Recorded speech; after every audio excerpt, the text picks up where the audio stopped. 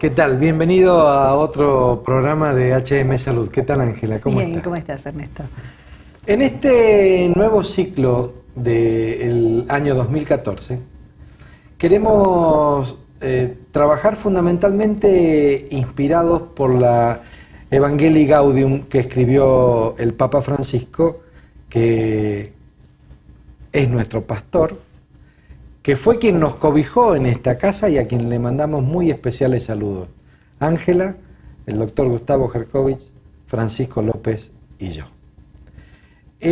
Cuando el Papa escribe el Evangelii Gaudium, hace una cosa que es formidable y es motivarnos a salir del confort y la comodidad en el que cada uno de nosotros está e ir al encuentro del otro. Y cuando pensábamos con Ángela qué podíamos hacer este año siguiendo esa línea, se nos ocurrió que el inspirador del programa de este año debía ser un personaje bíblico muy especial, que es el buen samaritano. Cuando nosotros hablamos de buen samaritano, no nos suena raro, porque a nosotros los samaritanos no nos hicieron nada. Pero hay un cardenal de Estados Unidos, que es Sean O'Malley, que es cardenal de Boston, que cuando analiza la figura del buen samaritano, dice, en la época en la que esta parábola se dijo, generaba un gran escándalo, porque el samaritano era esencialmente malo. Es como si hoy dijéramos el buen narcotraficante, o como si hoy dijéramos el buen torturador. Era una figura escandalosa. Pero lo más interesante para nosotros de la figura del buen samaritano es que está descrita en un evangelio muy especial que es el de San Lucas.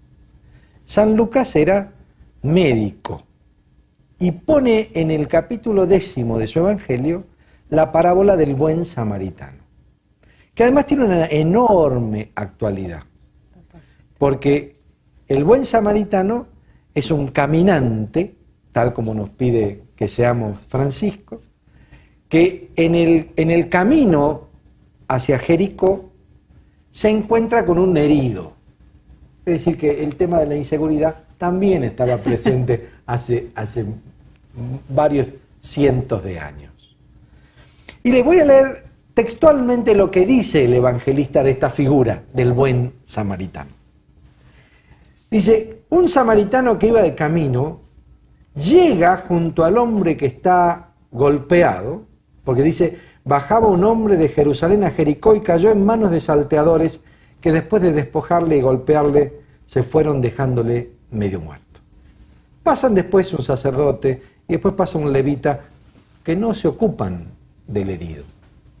Pero un samaritano, dice, llega junto a él y tuvo compasión. Primer gesto.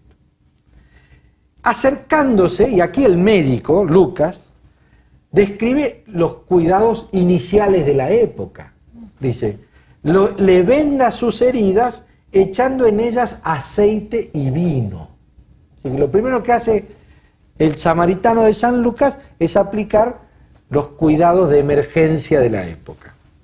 Lo monta sobre su propia cabalgadura, lo lleva a una posada y cuida de él durante toda la noche.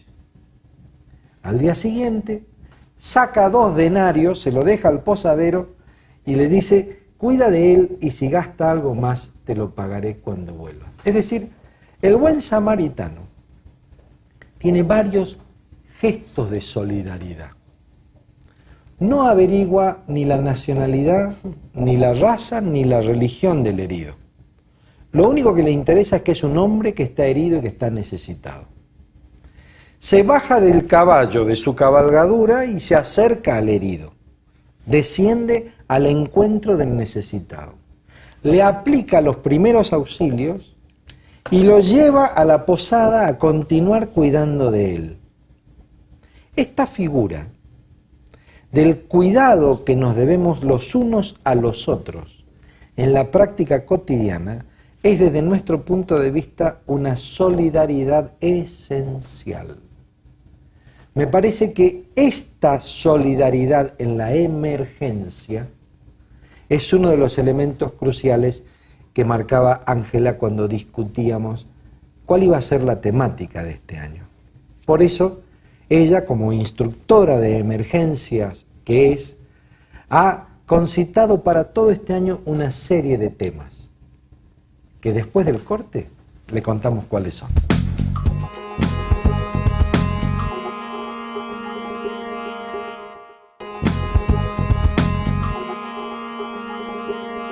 Vamos a analizar en este ciclo los cuidados de los buenos samaritanos, con una premisa. Nosotros creemos que uno de los temas más cruciales que conspiran contra esa solidaridad elemental es el miedo.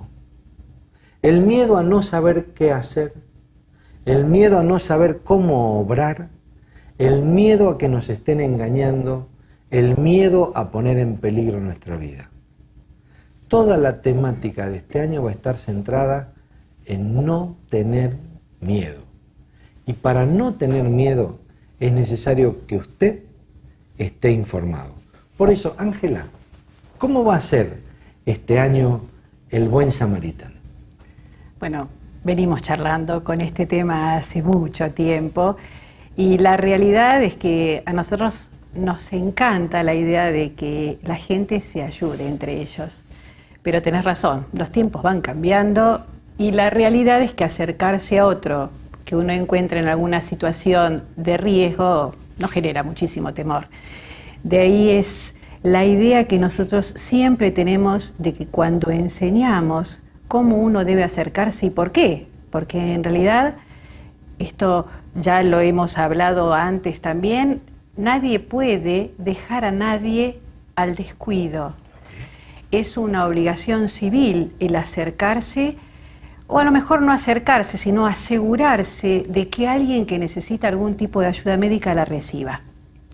Nosotros nos encargamos de, a todo el que quiere escucharnos, contarle cómo se debe hacer eso y cómo estar seguro uno de que no corre peligro cuando hace eso.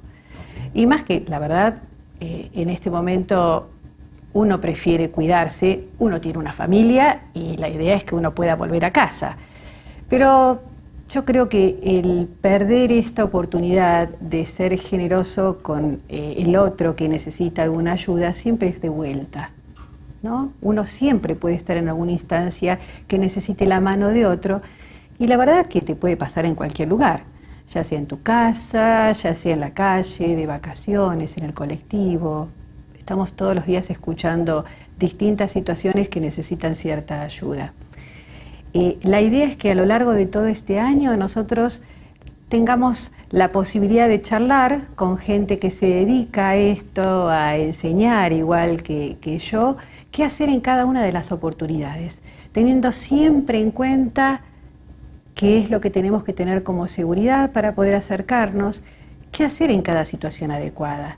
Porque esto de los primeros auxilios es eso, ¿no es cierto? Acercarte a alguien para ayudarlo de una manera muy particular, que no es igual en cada situación. Cuando uno habla de primeros auxilios, ¿todo el mundo sabe lo que es? ¿Querés que veamos qué nos contestó la gente cuando preguntamos eso? Adelante. Es una manera de actuar urgente para salvar a alguien o asistirla. Bueno, la primera asistencia a alguien que está necesitado en la calle. Una forma de pronto auxilio a la persona que merece ser socorrida en caso de emergencia. Los primeros movimientos que tenés que hacer ante alguien que necesitado, ¿no? Lo que tenés que hacer, ni bien la gente se descompone, algo urgente. Tener una prepaga como la gente, poder hacer frente a esa prepaga. A ver, Ángela, acabo de escuchar las respuestas de la gente y son de lo más variadas. Interesantes. Digamos, ¿no? Desde el que sostiene que el primer auxilio es tener un sistema prepago que pueda afrontar, hasta que sostiene que los primeros auxilios son las primeras maniobras, los primeros gestos, lo primero que uno tiene que hacer ante una emergencia. Esto está limitado a la calle, puede suceder también en la casa. A ver, contanos, ¿qué son los primeros auxilios? La definición la podemos ir armando de distintas cosas que nos contaron. La realidad es el primer auxilio es lo primero que se tiene que hacer. Ok. En cualquier lugar. Ya sé que te caigas en el pasillo de un hospital, en el medio de la calle, en tu casa. Esto es lo primero que se hace con alguien que necesita por algún evento alguna asistencia médica. Y como primero quiere decir que va a haber algo definitivo después, ¿sí? Porque si yo con lo primero que hago ya soluciono el problema, no es un primer auxilio, es la cura y tratamiento, ¿sí? Okay. El primer auxilio es siempre lo primero que se hace, o sea, es inmediato a que pase algo.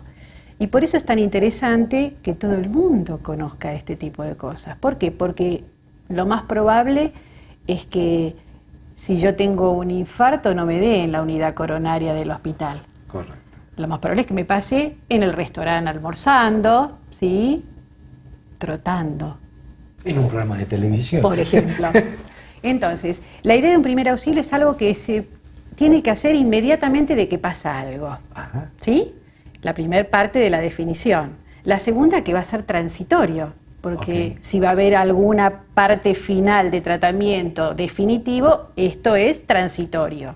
Okay. Segundo, ¿qué es lo que tiene que pasar? Si va a haber una segunda parte del tratamiento, tengo que asegurarme de que reciba esa segunda parte o en su defecto, si llamando a un médico, un sistema de emergencias para que lo venga a buscar o trasladándolo al lugar donde tiene que recibir el tratamiento definitivo. ¿Sí? Y con eso yo que me aseguro, si hago las cosas exactamente como corresponde ante esa eventualidad. Por ejemplo, ¿qué pasaría con una herida sangrante, con alguien que se cayó de la escalera? Si yo hago las cosas correctas respecto al problema inicial que tiene, lo que me voy a asegurar es que se pueda recuperar bien, que no se complique más y que se pueda recuperar.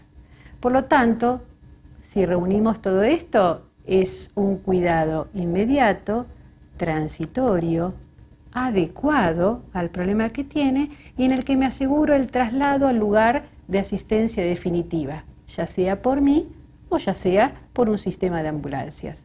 Y que debería poder ser brindado por cualquier persona de la comunidad en cualquier medio. ¿Querés que preguntemos a ver qué cree la gente? ¿Cómo no? Todos deberíamos saber. Alguien capacitado. Aquellos que estén capacitados y tengan cursos de primeros auxilios o nociones de primeros auxilios. Las personas que estudiaron, que hicieron algún curso, las capacitadas. Y sería algún médico que esté en el lugar o alguien que tenga alguna idea. Uno que sepa, policía, bomberos, enfermeros. La idea del primer auxilio es esto. Lo primero que tengo que hacer, nada más que con lo que tengo a mano. Contame. ¿Sí? Nada más que eso. Ajá. Así que, en realidad, la idea es que todo el mundo conozca esto. Dicen capacitados. Es cierto, se necesita saber. Pero si te cuento que nosotros le vamos a dar clases a chicos de 11 años en primeros auxilios, creo que la capacitación, la única que reciben es que alguien que entienda del tema les enseñe cosas básicas. Ningún primer auxilio tiene que ser desarrollado por alguien especialista en medicina, para nada. El que está al lado de la víctima o del paciente o de la persona que le pasa algo es alguien de la comunidad, siempre. Porque te cuento que si estás caminando por el pasillo del hospital y te caes, el que está al lado tuyo es otro paciente que está caminando. No es el médico especialista en caídas si vos te tropezaste y te caíste. La idea es que si todo el mundo puede aprender, y de hecho lo hacen y muy bien, porque con que se aprenda qué es lo que lo puede dañar, específicamente si algo incorrecto alcanza. En el próximo bloque nos vas a contar qué debemos hacer. Entonces, los primeros auxilios es algo que tenemos que saber todos como miembros de la comunidad para poder ayudar a la persona que tiene un accidente en cualquier lugar para que no empeore y pueda recibir la mejor asistencia posible. Vamos a un corte y en el siguiente Ángela nos da los tips imprescindibles para ello.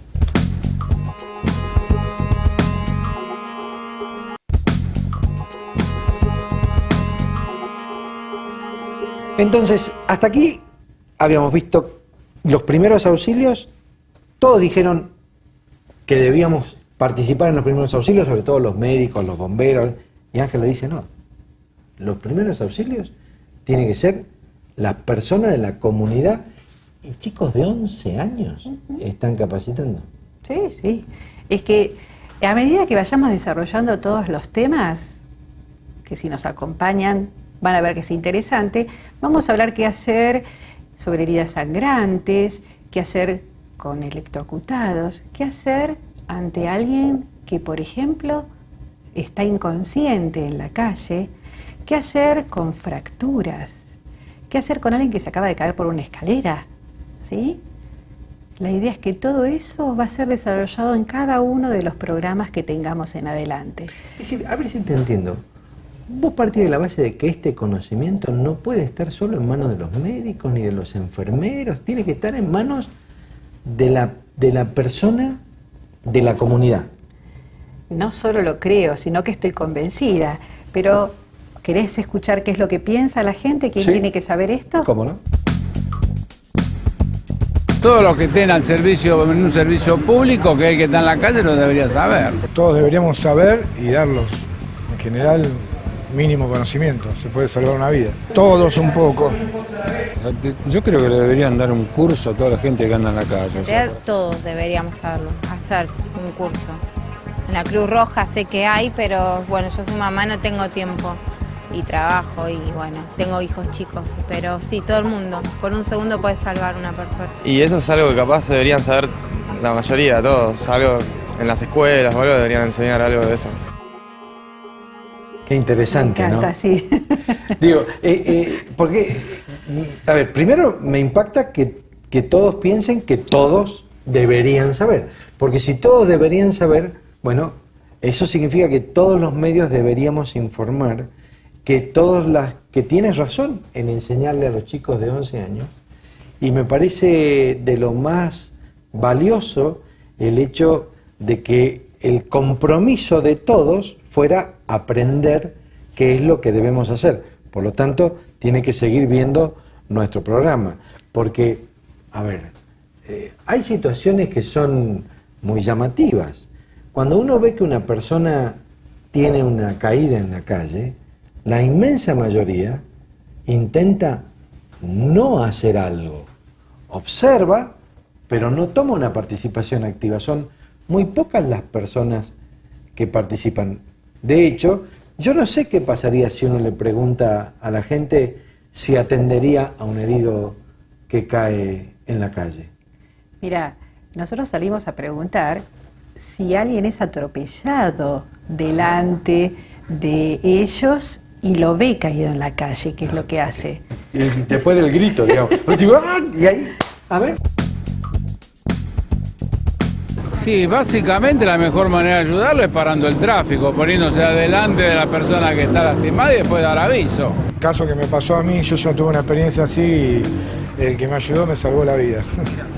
Así que debo agradecérselo. Y bueno, yo haría lo mismo por otro.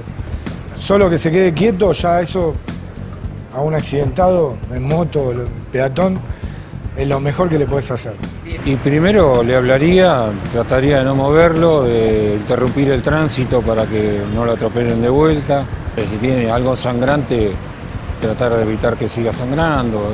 Mi ayuda es limitada, más que estar con él, llamar una ambulancia, sé que no lo puedo tocar porque no tengo ni guantes, ni sé qué. No hay que moverlo. Y llamando a la gente, a las autoridades, a la policía y que llamen a la ambulancia para que pueda ayudarlo. Y llamando a un teléfono para recurrir a que lo vengan a atender o solicitando más ayuda con la gente. Qué interesante, qué interesante. La gente se compromete. Vos fíjate que muchos tienen muchos datos. Muy claro. Muy impresionantes. Por suerte hay mucha gente solidaria, la realidad es esa. Y de hecho un testimonio dice, a mí me salvaron la vida, a mí me pasó. Contanos, ¿qué es lo que tenemos que hacer? Porque a ver, uno dice, lo saco, lo muevo, no lo muevo, corto el tráfico, llamo, ¿qué hay que hacer? Mira, Respecto a eventos traumáticos como este tipo de cuestiones, hay muchas cosas específicas para tratar y las vamos a charlar muy ampliamente. Pero la idea es hacer hincapié fantásticamente en lo que fueron marcando, aunque sean distintas personas. Contame. La sucesión de hechos que tienen que producirse, secuenciales, algunos simultáneos, para que la persona se recupere bien. A nosotros se nos da, y en muchos lados, que se trata de la emergencia, en llamarlo cadena de la vida. Ajá. La idea es que el acto de asistir a alguien tiene que ser seguido de una serie de cosas que son absolutamente importantes. Viste que las cadenas, cada eslabón es importante porque todas juntas en realidad generan la fuerza. Cuando yo me acerco a alguien y quiero que termine el resultado final en las mejores condiciones, tengo que hacer varias cosas. Primero, me encantó cortar el tráfico. Okay. ¿Sí? Eso nosotros lo llamamos seguridad. Okay. Vas a ver que a lo largo de todos los programas vamos a insistir en la seguridad. Es decir, es una de las pocas veces en las que un piquete está justificado. Totalmente. Digamos. Ahí es cuando se corta el tráfico. Y que la gente puede hacer la seguridad. Okay. Habitualmente uno habla de seguridad que dice policía, bomberos, según el hecho. La gente Pero puede uno puede establecer pedir ayuda y decir, seguridad. por favor, corten el tráfico. Claro, Porque varios puestos en cadenita, unos metros Paren, antes, porque una hay- cuadra antes, evita que yo Ok. tenga algún riesgo para mí si me acerco a alguien tirado en el Ok. medio de la avenida. Ok, ¿Sí? Para poder arrodillarme, tengo que asegurarme que no me pasen por encima. correcto. Bien, seguridad. Entonces, primero cortar el tránsito. Exactamente. La seguridad tiene en cuenta también de mi propio cuidado que si voy a tocar a alguien que, por ejemplo, está sangrando, tengo que tener un método de barrera. Muy claramente dijo alguien, si no tengo guantes no lo puedo tocar. La instancia es utilizar algo que me proteja, ¿sí?, entre las secreciones o la sangre de la víctima y mi mano. Eso no quiere decir que no tengo que hacer nada, quiere decir que tengo que tener ese recaudo. Seguridad. Si no tengo guantes, ¿puedo usar una bolsa? Totalmente, una bolsa de plástico, ¿eh? Ok. ¿Sí? Puede utilizar a lo mejor, inclusive, ya vamos a ver tratamiento de heridas, alguna cosa que tenga mucha distancia entre lo que yo quiero solucionar en el cuerpo y mi mano. Ok. Es decir, después veré el tema de la infección. Y Es que alguien que está caído en la calle va a necesitar en el hospital una limpieza médica diferente. Ok. A mí no me interesa hacer eso en el medio de la calle. Ok. Me interesa evitarle el problema más grave que puede pasar a partir de esto que le está pasando. Ok. ¿Sí? Seguridad es el primer eslabón. Bien. ¿Sí? El segundo eslabón yo me aseguré que es seguro para mí acercarme. Insisto, para mí. Es decir, primero, a seguridad de la víctima. Segundo, seguridad del que va. Seguridad a mía cuidar para a la víctima. acercarme. Ok. La víctima ya está en problemas y no la puse yo. Yo lo que quiero es que sea seguro para mí y no sumar una víctima más. Ok. Por lo tanto, me aseguré que yo puedo acercarme y me acerco. Ok. ¿Sí? Primer eslabón. El segundo eslabón, me fijo que tiene. Ok. ¿Por qué? Porque yo voy a necesitar que tenga una atención médica. Ok. Entonces, cuando me acerco, establezco si me puede contestar, si no me puede contestar, si tiene una pierna desviada, si está sangrando, porque lo que voy a tener que hacer es activar el sistema en donde esté telefónicamente. ¿A qué número llamo? En Ciudad de Buenos Aires, al 107. 107. La respuesta médica en Ciudad 107. de Buenos Aires es 107. 107. Acuérdense, en el país se trató de establecer que el 107 sea el número de emergencia sanitaria en todo el país. Pero la realidad es que en algunos lugares la respuesta médica no viene acompañada del número 107. Ok. Uno tiene que saber en el lugar donde está a qué número debería llamar. Ok. Si yo me voy de vacaciones a Río de Janeiro, tendría que saber en el área donde estoy yo, si me pasa algo, a qué número tengo que activar el sistema. Acá es el 107. Bien. ¿Sí? Una vez que yo active el sistema, voy a hacer lo que deba hacer respecto a lo que le pasa. Herida Cuando vos llamás al sangrante, 107, ¿te preguntan ciertas cosas? pero muchísimas cosas. ¿Para qué? Y porque acuérdate que el que está del otro lado del teléfono no está al lado de la víctima. Ok. Y si no te pregunta, ¿dónde estás? si tenés ese número para darle de referencia, porque se corta la comunicación y yo le estoy diciendo, tengo a alguien que no responde, que no se mueve, que no hace nada, y se corta. ¿Qué hace el operador? No tiene ninguna manera de volver a comunicarse. Entonces, dentro de las preguntas que hacen es, ¿dónde está ubicado? ¿Sí? Si tiene ese teléfono del que se está comunicando, el número para poder mantener la conversación, si en algún momento se corta la comunicación, lo que va a preguntarle es si conoce a la persona que está en problemas, qué edad tiene, si tiene algún problema, si sabe, si le puede contestar, si tiene algún problema de base. La idea es afinar la puntería para la respuesta. Perfecto. Si le dice, está inconsciente, o sea, no me responde de ninguna manera,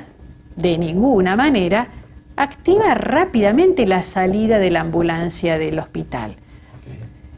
Después va a seguir preguntando, porque no va en desmedro de la rapidez en que se haga la respuesta de la ambulancia, el hecho de que el operador siga tratando de recabar datos, porque después se los va a pasar al médico que va en la ambulancia tratando de darle todas las posibilidades. Así que por ahí la ambulancia ya salió en la segunda pregunta. Totalmente. Ni siquiera, él sigue preguntando, pero ya mandó la ambulancia. Claro, si le dice que hay alguien inconsciente, activa rápidamente la salida. No es lo mismo si le dice, no, es mi mamá que se torció el tobillo, tiene el tobillo un poquito hinchado, pero la verdad que no puede caminar. O sea, la respuesta no tiene que ser la misma. En una va la vida y en la otra, en realidad, dolor.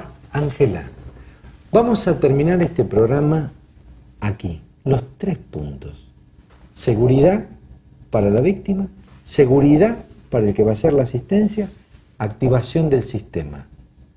Si uno quiere saber más, ¿cómo hace para contactarse con ustedes?